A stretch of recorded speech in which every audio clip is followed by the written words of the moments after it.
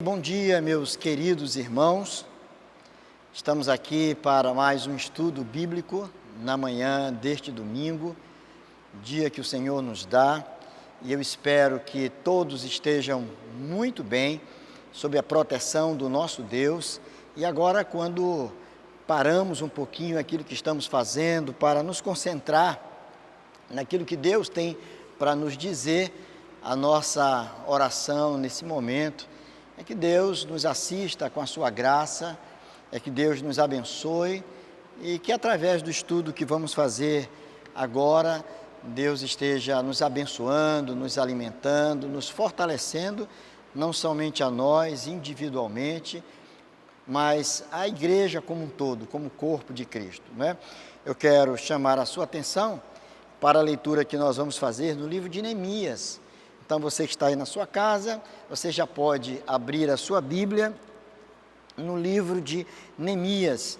E nós vamos ler no capítulo 2. No capítulo 2, leremos a partir do verso 17. Neemias 2, de 17 a 20.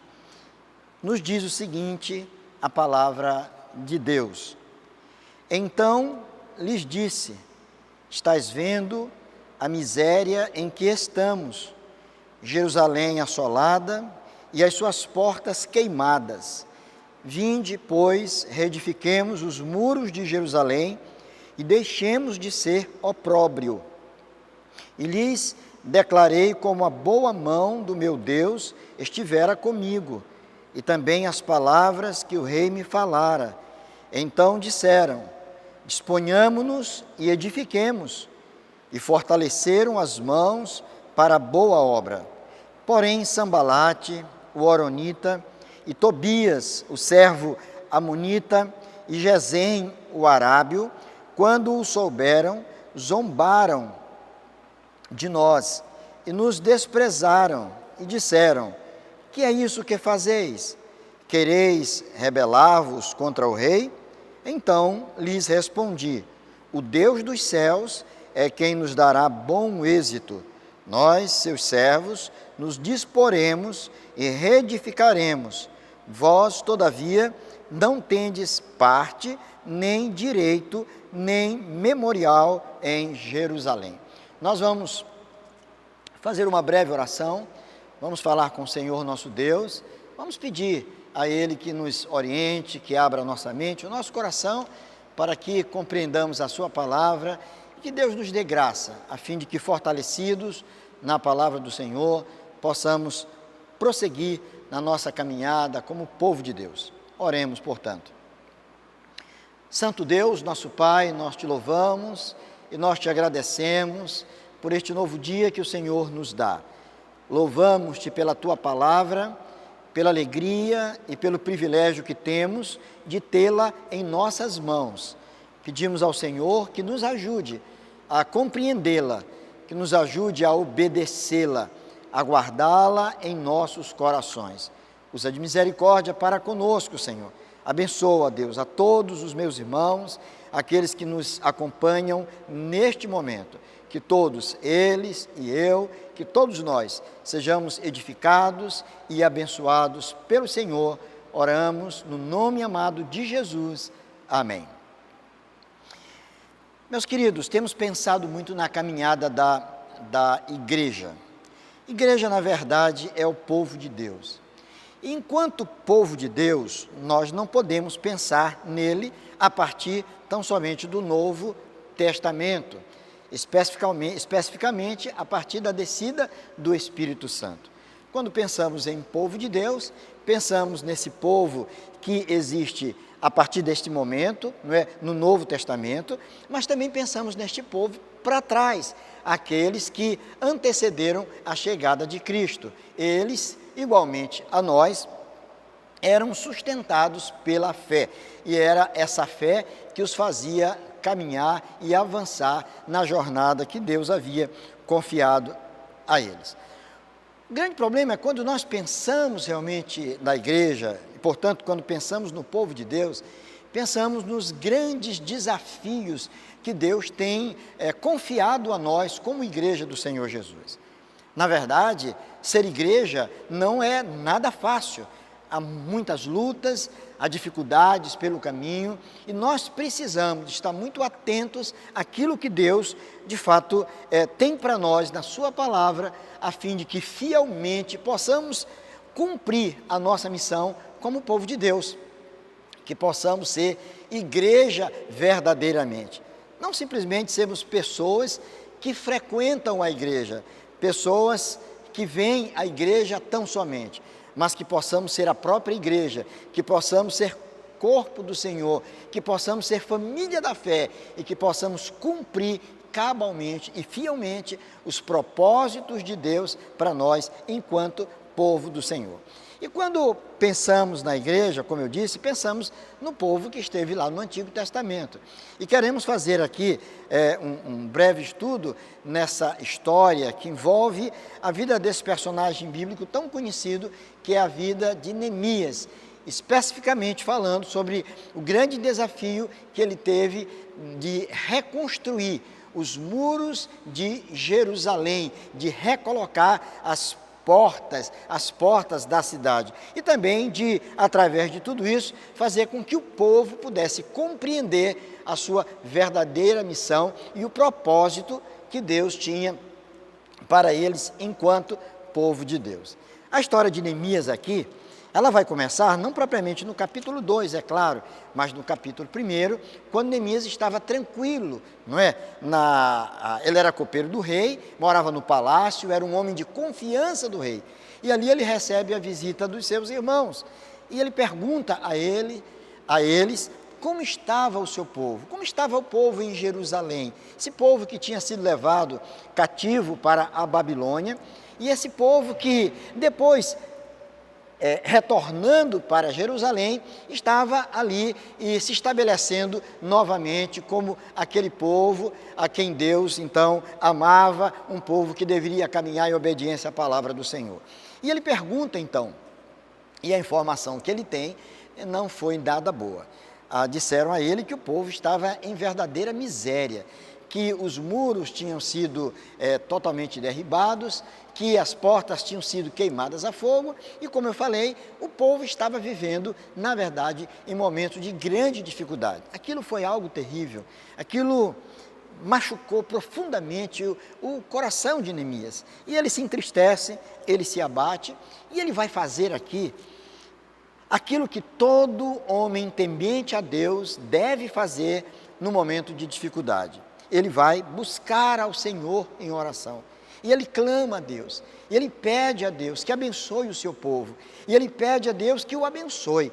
E naquele momento já havia no coração de Neemias o desejo de retornar, o desejo que de alguma forma ele contribuir para a melhoria da situação daquele povo, cumprindo assim os propósitos de Deus. Mas ele precisava ter a autorização do rei. E ele ora e pede a Deus que o abençoe nesse seu desejo, no desejo do seu coração. E ele vai então diante do rei para servi-lo, e o rei percebe que ele estava muito triste. E o rei percebe que aquela tristeza no rosto de Neemias não era uma tristeza apenas do seu rosto, mas era algo muito profundo, era algo que estava no seu coração. O rei entendeu de que ele estava profundamente abatido. E o rei pergunta a ele o que estava acontecendo, o que estava acontecendo na sua vida e o que de fato ele queria. Ele abre o seu coração. Antes disso, diz o texto que ele faz uma oração, de que ele clama a Deus ali naquele momento. E ele fala ao rei exatamente o que estava acontecendo e qual era o intento, o seu intento e o seu desejo. Deus foi maravilhoso com Neemias e maravilhoso com o seu povo. Deus moveu o coração daquele rei, que embora não sendo propriamente um servo de Deus, um homem de Deus, um homem temente a Deus, mas Deus moveu o seu coração para beneficiar aquele seu servo, para beneficiar a Neemias, que queria voltar à sua terra. E ele então vai, e ele chega lá em Jerusalém, e antes de que ele fizesse qualquer coisa, ele vai fazer um diagnóstico, ele vai caminhar. E o texto bíblico vai nos dizer que ele caminha entre escombros. Estava ele montado no seu cavalo, ele não disse a ninguém o que estava se passando na sua mente, nem o que estava no seu coração. Ele anda no meio daqueles escombros, pedras, paus para todo lado, cinza das portas que foram queimadas. E ali ele observa que a coisa era de fato mais séria do que ele estava pensando. Talvez se ele não estivesse tão convicto do que ele estava para fazer, se não tivesse no seu coração realmente aquele desejo de contribuir para que o seu povo pudesse viver da forma mais digna e que cumprisse assim os propósitos de Deus, ele talvez tivesse desistido naquela mesma hora. Talvez ele fizesse como nós fazemos diante de certas dificuldades, não é? Diante de certos problemas, nós achamos que não há o que fazer. E parece-me que a decisão mais acertada naquele momento é bater em retirada, é desistir. Por conta de problemas graves, por conta de frustrações, de decepções, muitas pessoas chegaram a tirar a sua própria vida. Não foi isso o que Neemias fez. O texto, de forma muito clara, a partir do verso 17 do capítulo 2, conforme nós ouvimos a leitura, nos diz o seguinte: então lhes disse, ele estava com várias pessoas em torno dele, então ele vai lhes dizer: estais vendo a miséria em que estamos? E é interessante, e eu quero fazer uma parada na leitura bíblica aqui, para mostrar o caráter de Neemias. Olha como é interessante, como ele se coloca como uma daquelas pessoas. Lembram que Neemias não estava residindo em Jerusalém, ele não estava ali, ele estava na cidadela de Suzã, ele morava no palácio, ele estava muito bem. Mas agora ele vai dizer: estais vendo a miséria em que estamos. Ele era parte daquele povo. O sofrimento deles era o sofrimento dele também. A condição daquelas pessoas era também a sua própria condição. Por esta razão, ele diz exatamente isso. Estais vendo a miséria em que estamos. Todos nós estamos vivendo. Jerusalém assolada e as suas portas queimadas. Aqui ele chama a atenção das pessoas que estavam com ele para a verdadeira situação, para o grande problema. Então, o primeiro passo de Neemias aqui, depois de ter orado, depois de ter se deslocado do local onde ele estava até Jerusalém, depois de ter parado para fazer aquele exame, aquele diagnóstico da realidade, então agora ele percebe e compartilha com as pessoas o problema que ele estava percebendo, não é? E agora ele vai dizer, depois de perceber tudo isso, ele diz: vinde, pois, reedifiquemos os muros de Jerusalém e deixemos de ser opróbrio. Nós vamos observar aí o Neemias agora afetado por um ânimo muito grande, por uma disposição muito grande, e essa disposição que estava no seu coração, ele tenta então agora, de alguma forma, contagiar aquelas pessoas que estavam com ele. E isso é tão importante, essa atitude daqueles que estão liderando o povo, é ter essa motivação, esse ânimo, para que possa motivar os outros também. Muitas vezes nós que somos líderes, isso vale para todos os líderes, inclusive até para mim mesmo, como pastor, não é? Para os presbíteros, os diáconos, aos líderes dos ministérios, não é? das sociedades domésticas, como nós chamamos na igreja. É preciso que haja ânimo, é preciso que haja disposição no nosso coração, que lideramos, para que as pessoas que estão sob a nossa liderança possam ser também impactadas com esse mesmo ânimo, que elas também vejam nos seus líderes alguém que tem propósitos definidos, alguém que está motivado, alguém que sabe exatamente o que quer fazer e aonde quer chegar. Então ele diz: vinde, pois, reedifiquemos os muros de Jerusalém e deixemos de ser opróbrio. Em outras palavras, vocês estão contemplando essas ruínas? Vocês estão vendo a situação que nós nos encontramos? Então, vamos nos dispor para refazer tudo isso. Não vamos deixar que a tragédia seja a última palavra. Não vamos nos deixar impressionar com a cena que nós estamos vendo, que é de destroços, de ruína. Muito pelo contrário, vamos arregaçar as nossas mangas e vamos trabalhar. Há muito o que fazer, vamos reedificar os muros. Esta foi a palavra dele. Esta foi a palavra de Neemias naquele momento para as pessoas que ali estavam com ele. O verso 18 diz assim: e lhes declarei, e ele continua conversando com eles, né? E ele vai dizer: e lhes declarei como a boa mão do meu Deus estivera comigo, e também as palavras que o rei me falara. Olha só, o que Neemias faz? Ele percebe o problema, ele percebe a gravidade da situação, ele não se deixa intimidar pelo problema que estava diante dos seus olhos. Ele, motivado, animado, ele lança um desafio aos seus irmãos, aos seus conterrâneos, aquele povo que estava com ele, para que pudessem juntos trabalhar para a reedificação de tudo aquilo que estava destruído, mas agora, para fundamentar esse ânimo, para mostrar às pessoas o porquê que ele estava tão motivado assim, ele vai dizer, ele vai declarar a eles o que Deus havia feito no seu coração.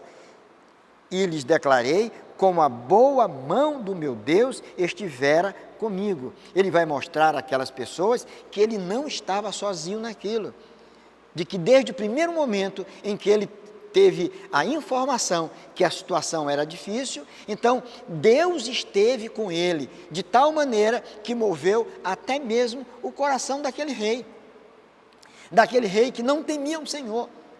Mas Deus fez com que aquele rei fosse sensível, fosse simpático à sua causa.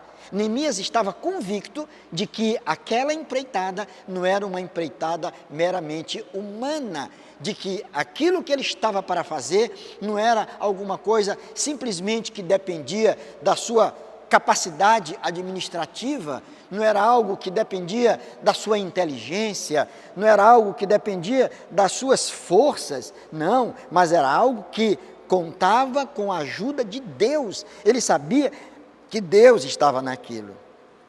E lhes declarei como a boa mão do meu Deus estivera comigo, e também as palavras que o rei me falara. Então, depois disso, ele ouviu o que as pessoas disseram para ele: disponhamos-nos e edifiquemos, e fortaleceram as mãos para a boa obra.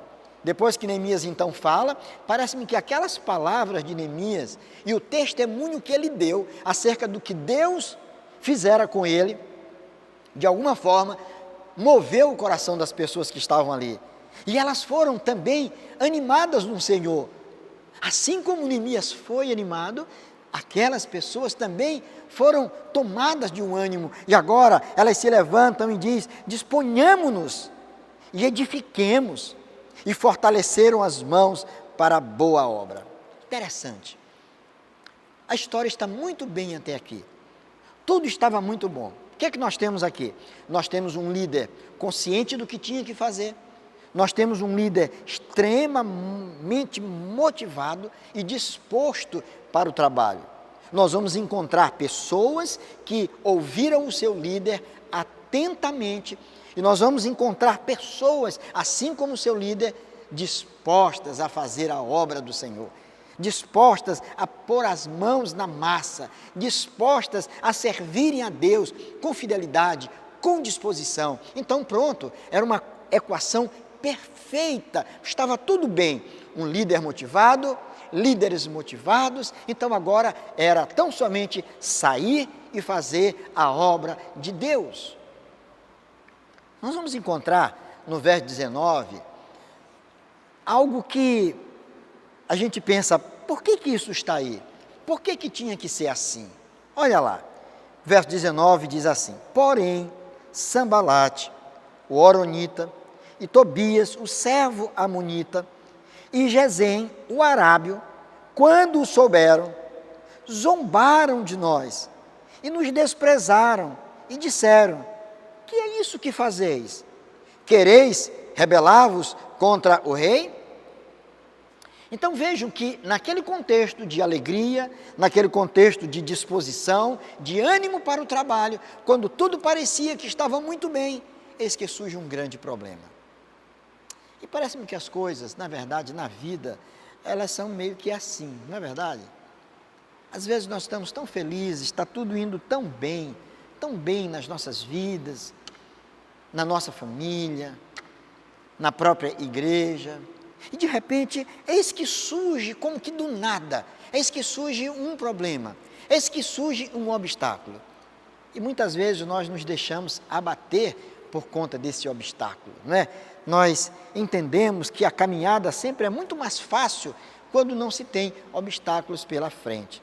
E aqui vai surgir essas três figuras: Sambalate, Tobias e Gesem. Sambalate, Tobias e Gesem. A primeira coisa que esses homens fazem, eles zombam daqueles que estavam decididos a reconstruir Jerusalém, reconstruir os muros de Jerusalém. Eles zombam, eles vão desprezar a eles, eles pensam assim: esse povo está louco, o que é que eles estão fazendo, que tentativa é essa? Será que eles não perceberam, eles não entenderam que não há mais o que fazer? Eles não perceberam que eles perderam? Eles não perceberam que tudo está destruído? Eles não perceberam que não adianta esse ânimo deles, porque eles não vão chegar a lugar nenhum. Ainda tem outro problema. Será que eles não percebem que com essa atitude deles, eles vão se rebelar contra o rei? Existe um soberano, e este soberano, ele não vai ficar nada satisfeito com essa ideia de reedificar Jerusalém, de devolver ao povo de Deus a dignidade que eles tinham. Ah, esse povo deve estar maluco. Assim eles pensaram. Eram três pessoas, eram três homens que traziam no seu coração exatamente também esta vontade, esse desejo de impedir que a obra fosse feita. E aí Neemias, que estava disposto, muito disposto com o seu povo ao trabalho, eles vão dar de cara com o primeiro obstáculo, com o primeiro problema. E aquele não era um problema tão pequeno, era, na verdade, um problema muito grande. Porque nada pior para o povo de Deus, nada pior para a igreja, é quando ela tem no seu meio pessoas que, embora estejam ali, mas muitas vezes tentam desanimar aqueles que querem trabalhar, que tentam impedir que a obra seja feita. É aquelas pessoas que botam mau gosto em tudo, é aquelas pessoas que acham que nada novo pode acontecer, é aquelas pessoas que se colocam com verdadeiros obstáculos. E quantos obstáculos nós não encontramos pelo caminho? E quantas dificuldades nós não encontramos pelo caminho? Deus tem nos chamado para a obra que temos a fazer, nós nos dispomos para a obra e muitas vezes nós nos deparamos com um obstáculo e ao olhar para ele, você diz: esse eu não conseguirei ultrapassar. E nós nos intimidamos. E tudo que o inimigo quer, tantas vezes, é que nós venhamos a nos intimidar, a nos abater ao ponto de não prosseguir na nossa caminhada. A tentativa aqui era de fazer com que Neemias desistisse daquele propósito divino de reconstruir os muros de Jerusalém. No verso 20, nós lemos o seguinte: a resposta e a atitude de Neemias diante daquela circunstância.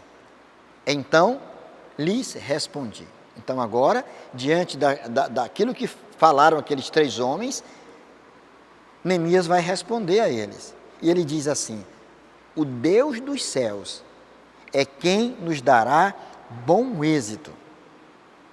Olha só que palavra. O Deus dos céus é quem nos dará bom êxito. Nós, seus servos, nos disporemos e reedificaremos. Vós, todavia, não tendes parte, nem direito e nem memorial em Jerusalém.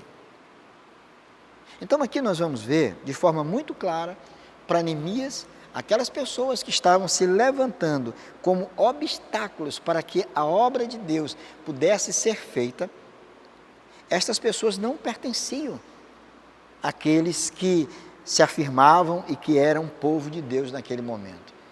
Aquelas pessoas, como diz ele, vocês não têm parte conosco, vocês não fazem parte do povo de Deus. O trabalho de vocês é se colocarem como obstáculos. Mas eu quero dizer uma coisa para vocês. O Deus que me trouxe até aqui, o Deus que abriu as portas para que eu pudesse chegar aqui, o Deus que moveu até mesmo o coração de um rei que não é temente a ele, um Deus que me deu todas as condições para trabalhar, um Deus que motivou o povo que está comigo, fez com que esse povo entendesse a necessidade desta obra, fez com que esse povo se dispusesse. Esse mesmo Deus que fez toda essa obra e que está trabalhando nos nossos corações até agora, é o Deus que nos dará bom êxito. Neemias não tinha nenhuma dúvida de que a obra que ele tinha para fazer seria uma obra exitosa, por ser ela uma obra de Deus. E ninguém, absolutamente ninguém, pode impedir que Deus faça a sua obra. Se você vai para a história da igreja, você vai encontrar, desde os primeiros séculos, as perseguições pelas quais a igreja sofreu. Perseguições terríveis. Muitos irmãos nossos na fé foram sacrificados, foram martirizados, foram mortos, numa tentativa cruel de impedir o avanço da igreja, de impedir a proliferação do Evangelho de Cristo Jesus, deste Evangelho que é o poder de Deus para transformação de vidas. O inimigo tentou de todas as formas impedir que a igreja pudesse avançar, que o povo de Deus pudesse avançar. Mas Deus vem abençoando o seu povo, Deus vem ajudando o seu povo a superar obstáculos e obstáculos. E essa caminhada da fé é uma caminhada marcada por muitas dificuldades, por muitos obstáculos no caminho, mas como a obra é de Deus, é Deus quem dá bom êxito ao seu povo. E ele disse, olha, Deus fará a obra. Ele é quem fará com que tenhamos êxito. Mas mesmo sabendo que a obra é de Deus e que Ele nos dará êxito, nós entendemos que nós precisamos trabalhar e nós reedificaremos. Olha só que coisa maravilhosa. Eu digo isso aqui porque também tem muita gente que pensa assim, bem, se é Deus quem vai fazer a obra, se é Deus quem vai nos dar bom êxito, então eu vou descansar, eu vou ficar quieto, calado, não vou fazer nada, porque afinal de contas a obra acontecerá de qualquer maneira. Não. Deus levanta pessoas. Deus faz com que pessoas motivadas, com que pessoas verdadeiramente comprometidas com Ele, possam fazer a obra que deve ser feita. E o êxito, o sucesso, os resultados positivos, eles virão, não por conta da engenhosidade do povo, não por conta da inteligência e da capacidade do povo, mas por conta de uma vontade soberana de um Deus soberano. Irmãos, quando eu olho para isso aqui, eu olho para a igreja do Senhor Jesus dos nossos dias, eu fico pensando que nós temos uma obra muito grande a fazer, também da mesma forma, não é? É claro que a nossa obra não é mais de construção de muros, nem de assentamento de portas, não é isso. A obra do Senhor não é propriamente essa. Mas precisamos dar prosseguimento a esta tarefa de proclamar o Evangelho de Cristo Jesus e de vivermos, enquanto povo de Deus, da forma mais digna que pudermos, entendendo que Deus é quem vai nos dar todas as condições necessárias. Mas muitas vezes, quando nós olhamos para a nossa realidade, quando nós olhamos para o que está acontecendo ao nosso redor, muitas vezes nós nos entristecemos, nós nos abatemos. quando percebemos que há tanta coisa para fazer, quando percebemos que há dificuldades problemas para serem resolvidos, quando há uma obra preciosa para ser feita e nós parecemos que estamos dormindo, nós parecemos que estamos desacordados e desatentos para tudo aquilo que precisa ser feito. A Igreja do Senhor, para que ela tenha uma marcha exitosa e para que ela alcance realmente os objetivos de Deus na sua vida, ela vai precisar de algumas coisas que nós encontramos aqui também nessa história envolvendo essa figura tão ilustre de Neemias, não é? Primeira coisa que nós vamos precisar é de disposição. Assim como Neemias e aquele povo teve, nós precisamos de disposição. Então, meu irmão, minha irmã, eu quero que você esteja bem atento ao que eu tenho para te dizer. Você tem colocado o seu coração nas mãos de Deus? Você é alguém que tem colocado a tua vida nas mãos de Deus? Você já entendeu que ser igreja é alguma coisa muito séria? Você já compreendeu que nós estamos vivendo uma verdadeira batalha, uma luta muito grande, sem tréguas? Você consegue compreender que o inimigo não está desatento, de que o inimigo continua lutando contra a igreja, para enfraquecer a igreja, para desanimar o povo, para fazer com que tudo se transforme em ruínas? Nós precisamos verdadeiramente nos dispor para a obra e dizer: sim, eu entendo a necessidade de trabalharmos e eu estou aqui. Eu quero dizer, como disse o profeta Isaías: eis-me aqui, envia-me a mim. Então, é essa disposição que precisa haver no coração de cada membro da igreja. Então, eu quero convocá-lo, meu irmão, eu quero convocá-la, minha irmã, para que nós possamos arregaçar as nossas mangas e trabalhar. Nós estamos voltando aos cultos presenciais. Eu entendo, algumas pessoas ainda estão receosas, não é? Ainda não estão se sentindo muito à vontade, confortáveis para voltar. Outras já voltaram, vários irmãos já voltaram, estão aqui animados, trabalhando. Nós precisamos, irmãos, nos unir a cada dia mais para dar continuidade à obra que Deus confiou a nós como igreja neste local. Temos uma tarefa muito grande e precisamos nos dispor para a obra. Precisamos verdadeiramente nos dispor. Há quantas pessoas que não se acham cansadas, comprometidas com tantas tarefas, que não têm tempo praticamente, ou se dizem não ter tempo para servir a Deus. O que aconteceu aqui, que nós vimos no texto bíblico, foi uma mobilização daquelas pessoas que estavam com Neemias. E todas elas se dispuseram para a obra. Então, a primeira coisa que precisamos fazer é nos dispor. Todos nós, os líderes da igreja, os irmãos de forma geral, todos nós nos dispondo para a obra de Deus. Esta é a primeira coisa. A segunda atitude que precisamos ter, não só a boa disposição, mas é a firmeza diante das situações, problemas que nós enfrentamos. E isso precisa estar muito claro diante de nós, porque problemas sempre vamos enfrentar. Dificuldades, elas aparecem de todos os lados. Todos nós enfrentamos problemas na nossa casa, problemas com nós mesmos, dentro do nosso coração, dentro da própria comunidade de fé. Muitas vezes temos pensamentos distantes, não naquilo que é essencial, e por conta dessas diferenças, muitas vezes acontecem problemas de relacionamento, mas nós precisamos estar firmes para enfrentar as adversidades, irmãos. Um homem maduro é aquele que enfrenta as adversidades, é aquele que enfrenta os problemas, não é aquele que foge, não. Muita gente, na hora da dificuldade, a primeira coisa que ele faz, ele bate em retirada, ele desanima, ele desiste. Alguém disse para ele que a igreja é uma colônia de férias, que tudo vai funcionar muito bem, e ele descobre que a gente enfrenta dificuldades e problemas. Então, nós precisamos ter firmeza, a mesma firmeza que teve Neemias.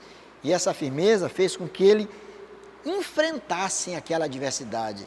Ele olhou firmemente para aqueles homens, ele olhou para Sanbalate, ele olhou para Tobias, ele olhou para Gesem, e ele os confrontou quando aqueles homens o desprezavam. Ele não se impressionou com a atitude deles, mas ele esteve de pé, firmemente ali, disposto a continuar aquela obra. Então, a segunda atitude que nós precisamos, irmãos, é de firmeza. E eu quero animar você, meu irmão, a se manter firme, mesmo diante das dificuldades que você está enfrentando, né? Talvez você seja alguém que esteja passando agora por problemas sérios, talvez dentro da sua própria casa. E não tem problema que nos perturbe tanto como problemas, muitas vezes, dentro de casa, né? Mas queria desafiá-lo a se manter firme na fé e disposto a continuar fazendo a obra de Deus. Estamos caminhando para o final. Nós vamos encontrar aqui, além da disposição e além da firmeza, nós vamos encontrar uma terceira atitude que deve haver no coração daqueles que se colocam à disposição de Deus para fazer a obra. De nada adianta nós termos disposição, de nada adianta nós termos firmeza, se nós não temos confiança. Irmãos, confiança em Deus, confiança em Deus. Nós precisamos entender que aquilo para o qual Deus nos chama a fazer, a trabalhar, a santa convocação de Deus implica no auxílio de Deus, no cumprimento daquilo que Ele coloca em nossas mãos para fazer. A obra é de Deus, irmãos.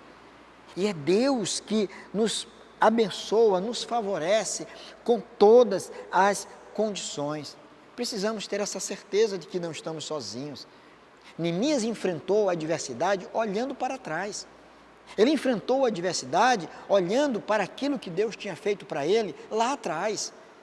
Ele lembrou daquele momento em que ele recebeu aquela triste notícia de que a situação em Jerusalém era triste, era terrível. Ele se abateu, ele chorou muito por conta daquilo. E ele foi alcançado pela graça de Deus, que o animou, que o consolou, que o colocou de pé, que abriu as portas para que ele passasse. Ele estava absolutamente certo de que aquele Deus que esteve com ele lá em Suzã, de que aquele Deus que enxugou as suas lágrimas, de que aquele Deus que ouviu a sua oração lá atrás, era o mesmo Deus que estava com ele ali naquele momento e que estaria com ele ali para frente também. Ele sabia que aquela obra era uma obra do Senhor e que o Senhor não o abandonaria naquele momento. Essa confiança é que nós precisamos ter, essa confiança em Deus, não confiança em nós mesmos. Muitas vezes a nossa confiança, ela está atrelada a fatores externos. Eu confio que a obra vai dar certo, afinal de contas, nós temos pessoas habilitadas ao nosso meio, nós temos condições para avançar, nós temos tudo aquilo que é necessário, humanamente falando, para sairmos para a guerra. Temos um povo fortemente armado, temos um povo numeroso, temos excelentes estrategistas militares no nosso meio. Vai dar tudo certo, vai dar tudo certo. Não é assim que funciona, irmãos. Deus tem mostrado em toda a Escritura que as vitórias que o seu povo obteve não se deve à força deles, à disposição deles ou à habilidade deles em manusear as suas armas, mas foi a confiança que eles tiveram de que aquela obra pertencia ao Senhor Deus. E é isso que nós precisamos, irmãos, sabe? É dessa confiança plena de que Deus, o Deus dos céus, nos dará bom êxito, de que Deus vai nos fazer avançar, que Deus vai fazer com que a sua causa possa prosperar. E assim que nós precisamos caminhar, é com essa confiança. E eu Eu fico pensando, às vezes, eu fico refletindo sobre a minha trajetória mesmo como pastor, né? E no trabalho que Deus tem colocado, que tem confiado a mim fazer, eu fico pensando, Deus, como Tu és maravilhoso, né? Eu que nunca pensei na vida em ser pastor, e o Senhor um dia me chamou, e eu fiquei surpreso com aquilo, disse, Senhor, mas por que eu, né? Por que eu, né? E essa semana eu tive um encontro com os meus queridos colegas de seminário, da turma de 84, de 81 e 84, a turma João Calvino, esse foi o nome da turma que nós colocamos, turma João Calvino, e nós fizemos um encontro virtual. Gente, foi uma beleza, todo mundo com mais de 60 anos, todo mundo já, a grande maioria de cabelos já brancos, outros já sem cabelo, e nós batemos um papo, nós brincamos, lembramos de tanta coisa que aconteceu no seminário, lembramos dos professores e lembramos também dos desafios. E a gente via, né, no rosto de cada um aquela alegria do encontro, mas todos trazendo também no seu coração as marcas das dificuldades que cada um enfrentou ao longo desses mais de 35 anos aí de ministério, né? Vendo a igreja lutando, a igreja caminhando, quantos irmãos lutando com as suas igrejas nos lugares mais distintos e alguns mais difíceis possíveis para fazer com que a igreja pudesse caminhar firme, e pessoas que podem testemunhar da graça e da misericórdia de Deus. Ah, irmãos, se a gente, ao olhar para trás e não for assim inflamado, positivamente falando, com o agir de Deus na vida da gente, para que a gente possa olhar para frente e dizer assim, olha, eu sei que o meu Senhor, esse que esteve comigo ao longo desses anos, não vai me abandonar agora, né? Quantas dificuldades nós não enfrentamos individualmente, quantas dificuldades não enfrentamos como igreja do Senhor Jesus, mas nós precisamos confiar, a obra não é nossa, irmãos, a obra é dele. Nós somos a igreja do Senhor, nós somos povo do Senhor, temos uma marcha belíssima, precisamos propagar o Evangelho numa época tão difícil, né?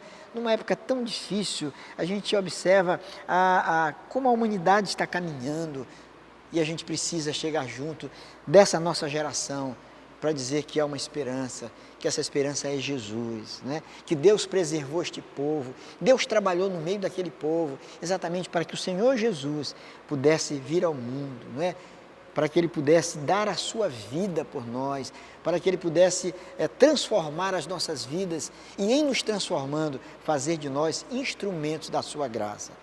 Então, meus queridos, que Deus tenha misericórdia de nós, irmãos, que Deus nos abençoe, que não falte em nós a boa disposição para o trabalho, meu irmão, que não falte nenhum de nós a disposição para o trabalho, que não nos falte a firmeza nos momentos do enfrentamento das adversidades, que nos mantenhamos firmes, mas que nunca venhamos a confiar em nós mesmos, que não haja vaidade, que não haja presunção, arrogância em nós, de forma nenhuma, mas que possamos confiar no Senhor e que assim como Neemias disse, que possamos também nós dizer, o Deus dos céus nos dará bom êxito.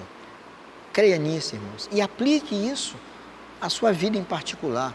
Eu quero falar em particular com você mesmo que está nos acompanhando agora.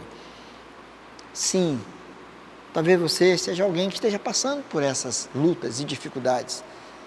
Talvez você já pensou em desistir de tanta coisa, da sua família, do trabalho.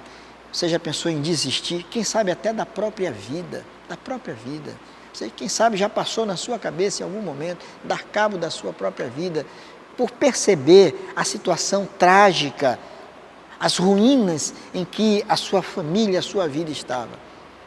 Eu quero te dizer uma coisa importante. Confie em Deus. Confie no Senhor. Lembre-se do quanto Ele já fez na tua vida e o quanto Ele poderá fazer. E diante desse mover de Deus no teu coração, disponha-te para a luta, te levanta, continue lutando, continue marchando firmemente, enfrentando as adversidades, enfrentando os problemas, sabendo que o êxito é algo que vem de Deus. Que Ele, portanto, assim nos abençoe. Tá bom? Vamos fazer uma oração. Pai querido, em nome de Jesus, eu oro agora por todas as pessoas que assistiram este vídeo, Senhor. É uma mensagem, uma simples mensagem, Senhor. Mas que Tu possas usá-la para levar ânimo, entusiasmo, motivação, firmeza, Senhor, confiança a esses meus queridos, a estas minhas queridas irmãs. E que assim, ó Pai, mesmo em meio a esse quadro pandêmico, mesmo em meio a todas as dificuldades que enfrentamos, que o Senhor nos dê a graça de, como povo do Senhor, permanecer marchando firme, cumprindo o santo propósito do Senhor. Abençoa esses meus irmãos, ajuda o Senhor nas suas questões pessoais também, fortalece-os em nome de Jesus e para a glória de Jesus. Amém. Que Deus a todos abençoe.